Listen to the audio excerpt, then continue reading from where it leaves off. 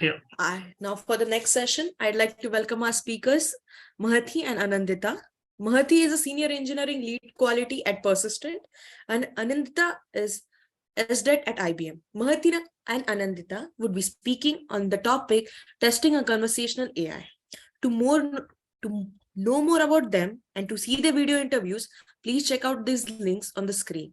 Now I'd request Mahathee and Anindita, please carry on the session by sharing your screen.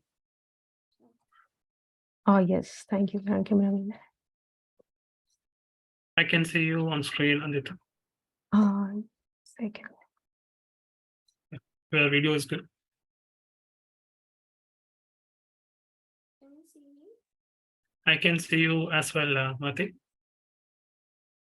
Okay. I can see you. So should I share my screen once? Yeah. You should speak a bit loud. Yeah, should I share my screen once and check? Yeah. Please share. Yeah. Okay. But how do I? Okay, share. So did you explore ChatGPT? Yeah. We did a bit on it. Okay. Okay.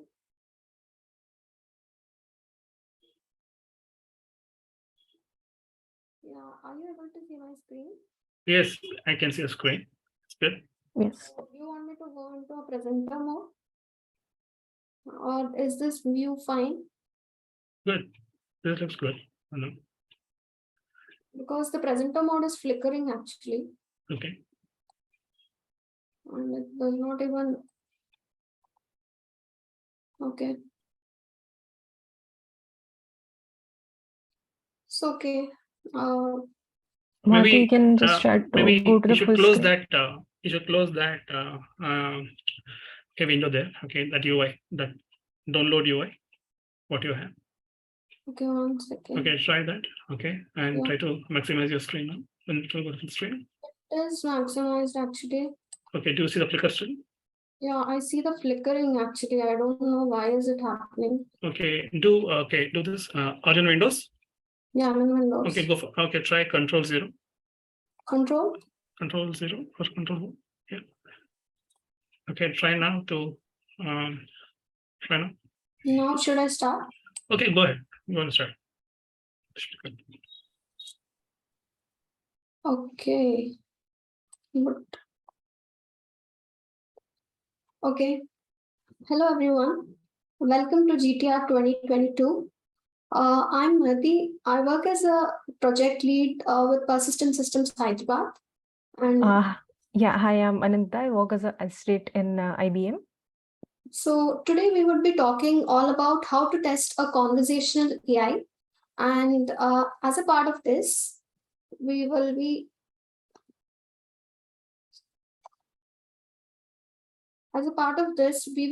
talking on what's a chatbot and its architecture, the industries that use chatbots and the industries that are leveraging its benefits, and various examples or case studies about chatbots, the features or the testable functionalities, and the challenges that we have encountered as per our experience, and the various types of testing that can be done, and the testing strategy which we will be explaining using HTSM and the various tools for it. So what's a chatbot? It's basically a kind of a virtual assistant which is mimicking or imitating human conversations.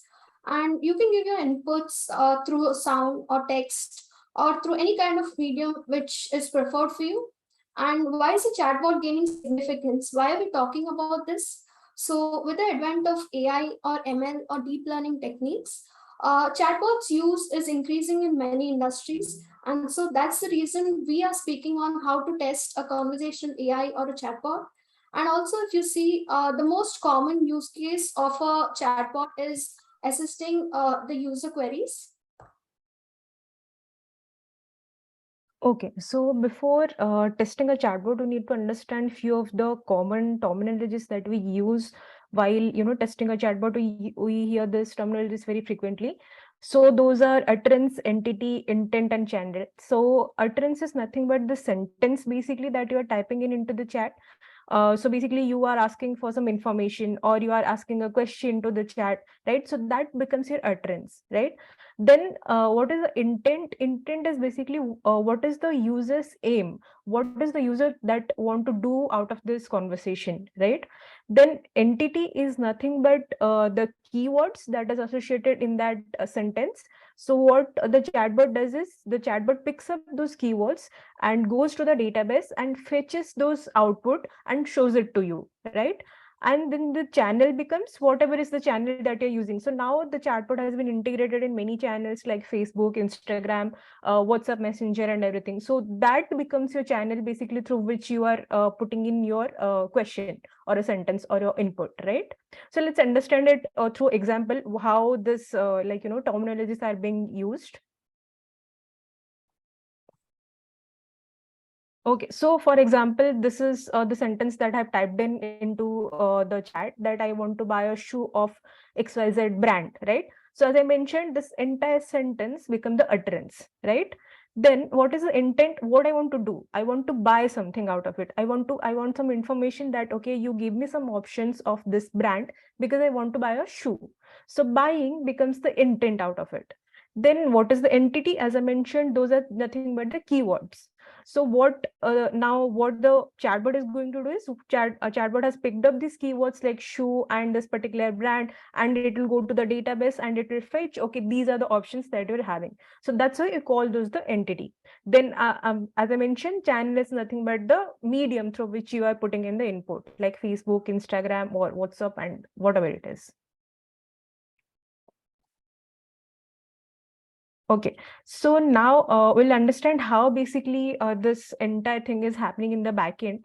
So what it does is, so as you see in the first stage, what it happens is user sends a chat message and it goes to the NLP. So NLP is nothing but the natural language processing. So over there, what happens is basically it transforms the human readable language to the system readable language. NLP does that, and it extracts the intent out of it. What is the intent?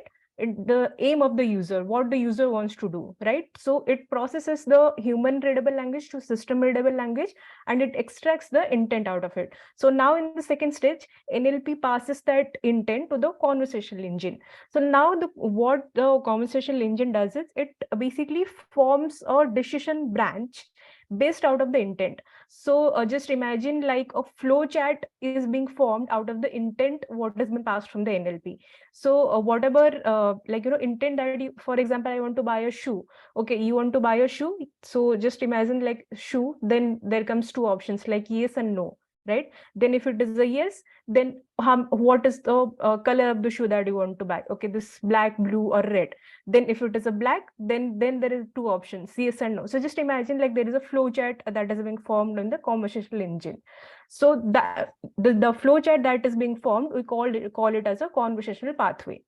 And based on the flowchart that is being formed, it passed on to the knowledge base. Knowledge base is nothing but the database where basically you have put in all of your business data. So for example, you are a brand that is Myntra or Amazon or something, right? So you have all the options over here, like all the brands and everything, size, like what color and everything, you have options, right? So those are fed it into the database or the knowledge base. So once that flowchart passes through that knowledge base, now your reply is generated, and that is passed on back to the user, which you see basically as an output,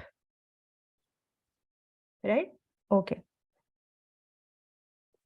So the various industries that are leveraging chatbots are telecom is one of those industries. For example, if you have a problem with in earlier days, people used to use landlines, if you remember.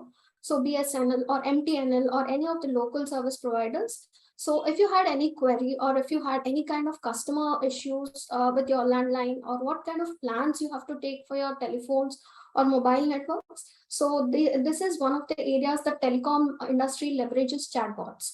And insurance is also, again, one of those areas where chatbots is being leveraged extensively. As you know, we have various kinds of insurance policies, and people don't have so much of awareness of insurance, and they usually tend to need assistance with what kind of insurance policies they have to take depending upon their income levels, or depending upon what kind of family they have, large family, small family, or medium-sized family. So this is another use case for insurance. And e-commerce. So e-commerce is one of the area where most of the people use chatbots, or most of the people can leverage chatbots, because if you see on an average, Amazon.com or Myntra or whatever shopping sites that you use for your shopping purposes, whenever you buy a product, it also suggests what kind of products could be bought along with this, or what are the best prices that you could get. So these are certain use cases that chatbots target for e-commerce sector.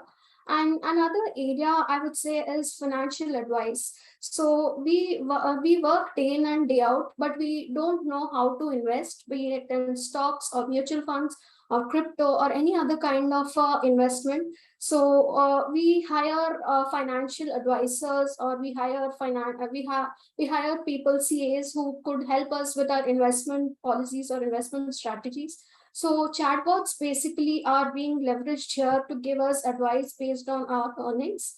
And another common area is banking. Every person needs banking services to save their salary, or to do any kind of a loan processing transaction, or for your KYC information. And healthcare is a vital sector for the chatbot industry, because you know, health is very important for every person. And be it to get an appointment to a doctor, or to store your information, or if you had a surgery, to process your claims, chatbots are being used extensively in this sector, and will have a lot of other use cases in the years to come. And how does government sector leverage chatbots?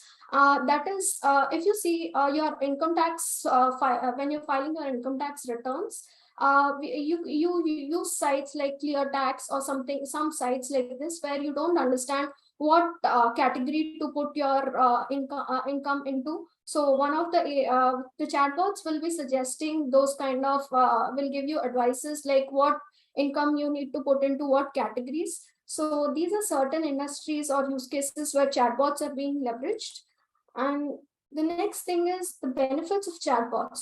So earlier, if you see, a person had to be physically available all through the clock, and which is practically impossible. So with the advent of chatbots, you have the 24/7 availability, and and you can expect quicker and immediate responses without waiting for people. And as a result of this, your customer satisfaction definitely increases multifold. And also personalization. Personalization is also one of those advantages. Your first interaction with the chatbot may not be the same as that of your second interaction with the chatbot. So based on your earlier transactions, it could also personalize responses for you. And also security. Every enterprise values security to a larger extent. So it also ensures that while you're doing all these transactions, your security is not breached. Okay, so basically these are a few of the chatbot failure examples that you have taken. So basically what happens when we have not tested the chatbot properly, we have not tested the conversations properly. So the first one is a Tay chatbot, that is a Microsoft chatbot. So it has been developed basically to interact with the teenagers, like, you know, in that age group. So as we mentioned earlier, so this is a conversational AI, right? So AI is being used here, and it is a self-learning system. Excuse me. So what it did was it actually, started learning from the lingos or the wordings that the teenagers are using, and it started giving those back to the user. I mean, some weird kind of responses, or even it, started being racist, giving racist kind of responses to the user, which is absolutely not acceptable, right? So that's why, and the Microsoft had to shut it down within like few days or something. So this is one kind of failure that you can say it happened in a chatbot industry. So the next one is CNN Newsbot. So it did not have to your competitor side. The user is not going to wait, and it is to definitely hamper your business, right? Then comes the response accuracy. So whatever output that I'm getting out of the chatbot, it should be useful to me. So for example, I'm searching for a restaurant near me, right? So I have typed in, okay, give me the options for the restaurants near me, and it is showing me some restaurant which is like 10 kilometer away. So that is none of my use, right? So it is said that I don't need the I need the correct response, because otherwise whatever response that you are giving, I should be able to use it in a way. Then the third part is error management. So error management is nothing but, for example, for some reason the chatbot is not able to understand what I have typed in into the, because we are different people, right? We can type in different sentences. We can form the sentences in different way.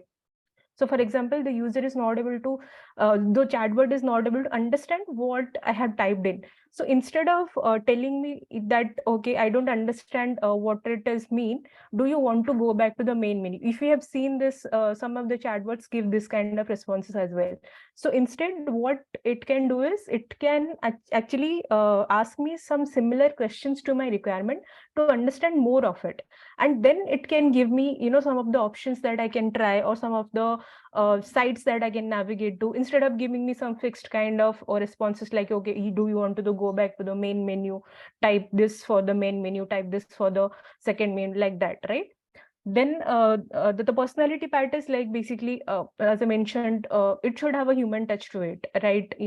Instead of so when you start a conversation with the chatbot, you are typing hi, then it tells you that, okay, hello Anindita, how are you doing? It is just to make the user comfortable to start a conversation, right?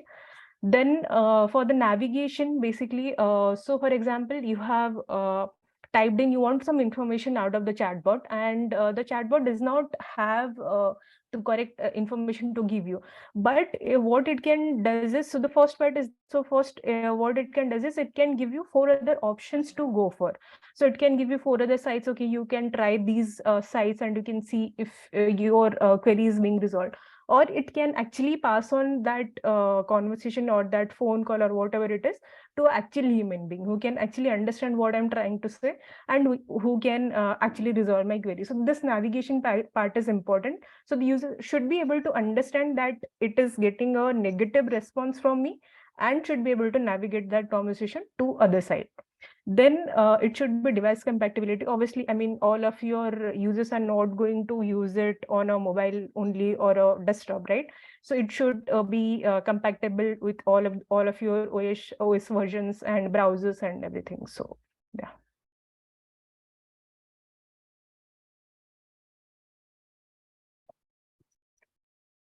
Okay. So the next part is, there are many challenges that while testing a chatbot. So we'll discuss few of them. So the first thing is self-learning system. So basically, as we understood that these chatbots are AI ML-based chatbots. So these are self-learning. What it means is, so for example, I am having a conversation at this point of time, and I have typed in, okay, this is the, excuse me, I want to order some food from Zomato, for example, right? And I have ordered for today. Okay, these are the options that I have clicked. Okay, for 1 for veg, 2 for non-veg, or those things. I have ended the conversation. I have ordered something. Then the next time that I'm asking the same thing to the chatbot, it is, instead of giving me 2 responses, it is actually giving me 4 responses. So how did it learn? Basically, what happened in the meantime is, the chatbot kept on interacting with many users, and whatever responses that it got out of from them, based upon the positive, negative, or whatever feedbacks basically that it got out of from them, so it improved its responses, basically, right? So the next time it might give me 4 responses, like, okay, you have this many options to choose from. So these are self-learning systems. So why it is a challenge? Because for example, I have written a script like, okay, this is going to be my input, and these are the 4 outputs that I'm going to get, right? But the next time I'm running the same script, it might fail, right? Because the responses has been changed, and I mean, instead of 4 responses, I'm getting 10 responses. So obviously it is going to fail. So it is actually one of the major challenges. Then uncertainty of the then comes the non-linear data. So what the non-linear data means, basically the data actually may vary from person to person, and also from different geographical zone to geographical zone, because if you're targeting a large number of users or the users from the entire world, the data will definitely vary from user to user, and you cannot predict, or you cannot think, okay, what is the user from that geographical zone is going to give to the chat, going to give to the input and those things, right? Then the third thing is uncertainty of the user conversation. Even if, for example, you have gathered all of the data from a particular like area or something, but you cannot predict the human behavior or human mood. So for example, I'm typing what is the weather in Bangalore today, but Mahathee is typing what is the weather, because she is expecting that the chatbot is going to have my location and give me the exact weather of the Bangalore. So that becomes a major challenge when the human behavior comes into the place. You cannot stop the user from giving putting weird responses, weird inputs out of it, and but the user will expect a perfect response out of it. Then basically number of solicitations. The fourth one is number of solicitations. So what we'll do here is testing the bot's performance under various conditions and the increase in solicitation. So basically it is nothing but you can say load testing kind of thing. So for each of this conversational flow, so for example, I am asking the user, okay, I'm asking the chatbot, okay, what is the weather? So it is possible that 10,000 other users are asking the same question at that particular time to the same user. So just imagine the kind of data that we have. As I mentioned, there is going to be a billions and millions of data that we are going to gather. So we will have to test each of this number of users that we can have. So that obviously becomes a challenge, because we cannot predict, or we cannot gather all of the data in this world for it. Yeah, so the next is the types of testing. So we would be performing a testing pertaining to your business cases, apart from your functional and non-functional cases. So there we use robotic process automation, and A/B testing is another area where we take two versions of the same chatbots and the features in terms of UI, color, context, or the different use cases. We show it to the users or the customers, and we take an opinion as to what is the best version of the chatbot we can release to production.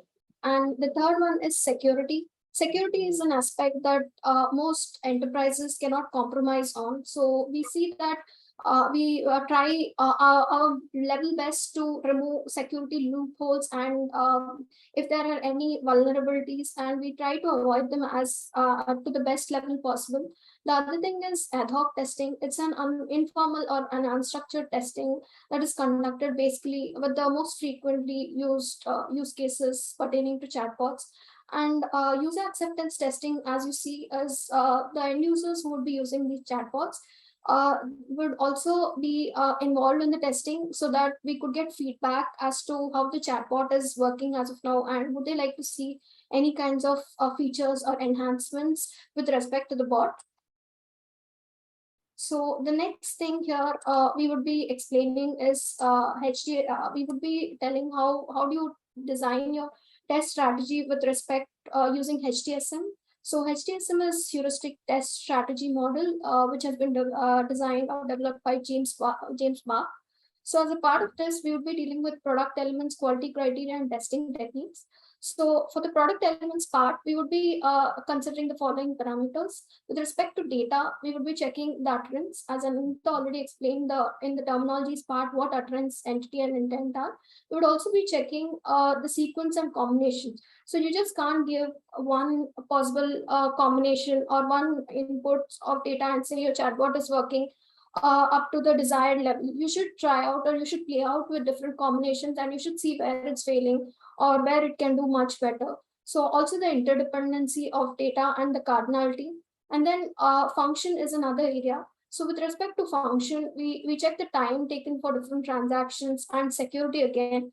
and how it handles different kinds of errors. For example, there are multiple use cases when it comes to chatbots, so you cannot really predict what are the use cases we would be dealing. It's very contextual. So if you have any unexpected errors, how does it handle, and what are the frequent interactions that we can have as a part of this function? And then with respect to platform, we would be covering any interactions with external software, or what is the memory, product memory. And then with respect to time, we would be dealing with the concurrency of the transactions and the response time it is taking for every transaction. So if your bot takes much time to give an answer, it would be boring to the user. So he would definitely not be interested. As a user, even I would not be interested to engage in such a kind of a service. So, and the changing rates, as in some bots will be delivering responses at a quicker rate, and some will be delivering at a very slower rate. So these are the changing rates with respect to time, and the different operations with respect to users. Not every user operates in the same way, and different kinds of environments, and what is the disfavored use, how you should not use a chatbot. So many people think just because I have a bot, I can use it in any way possible or any manner possible. So that's not how you use it. And extreme use also, just like you would be doing load testing to check how much load a particular system can handle. People use something to the peak levels, so that is your extreme use. And with respect to interfaces, the most common ones are system, API, and how you would be importing or exporting different kinds of interfaces. So the next thing will be explained by Anindita.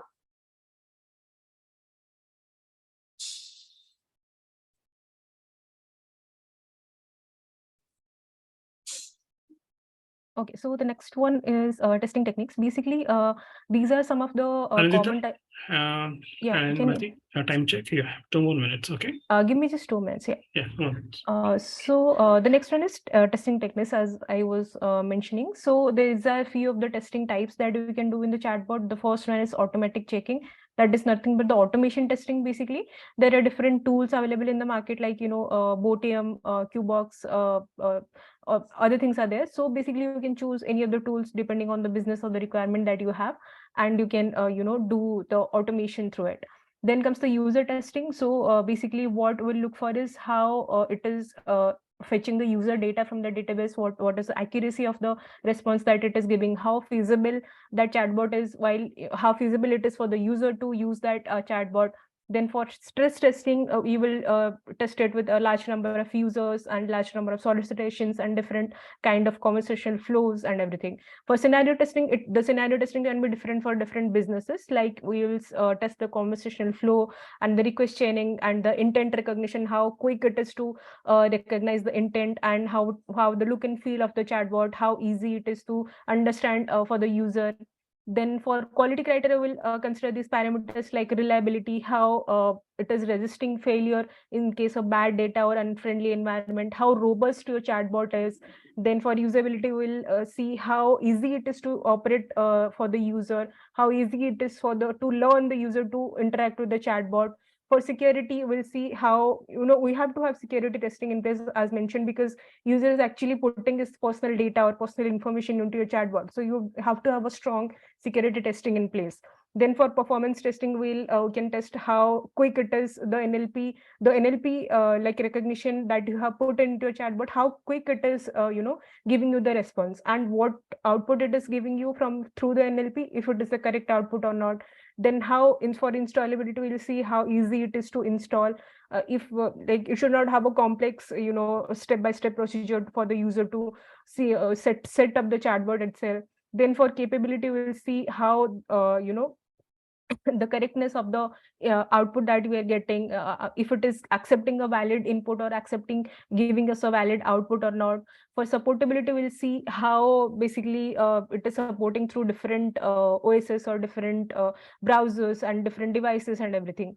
Then for example, if it is a mobile application, if you have given the user to operate it in a mobile, then we have to test it on all the kind of different OS versions. For localizability, we have to test it with different languages. For maintainability, you have to see if your chatbot should support the maintenance, even if after you have opted for the service for a longer time, it should be easy for you to maintain the chatbot. So these are basically some of the options or some of the parameters that you can keep in mind while going in for a testing in a chatbot. And next is the tools. yeah, so these are basically some of the tools that is available in the market, as I mentioned. So you can basically choose any of the Anindita, tools. can I make it fast? Okay. Yeah. So you can choose any of the tools that is available in the market based upon the requirement. And these are some of the references that we have taken while preparing this PPT. So yeah, that's about it for all. Thank you. Yeah. Thank you very Bye. much. Yeah. Okay, Mahathee and Anindita. That was okay.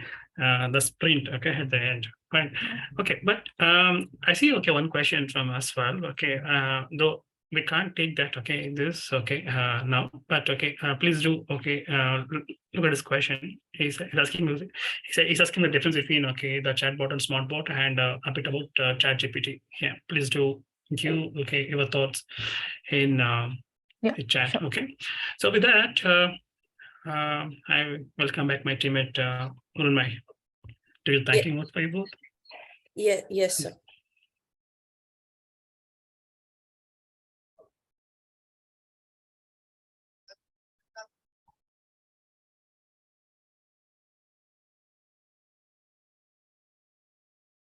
So, Mahathee and Anindita, thank you. Thank you so much for a great session. It was one of the easier sessions to understand. Thank you. And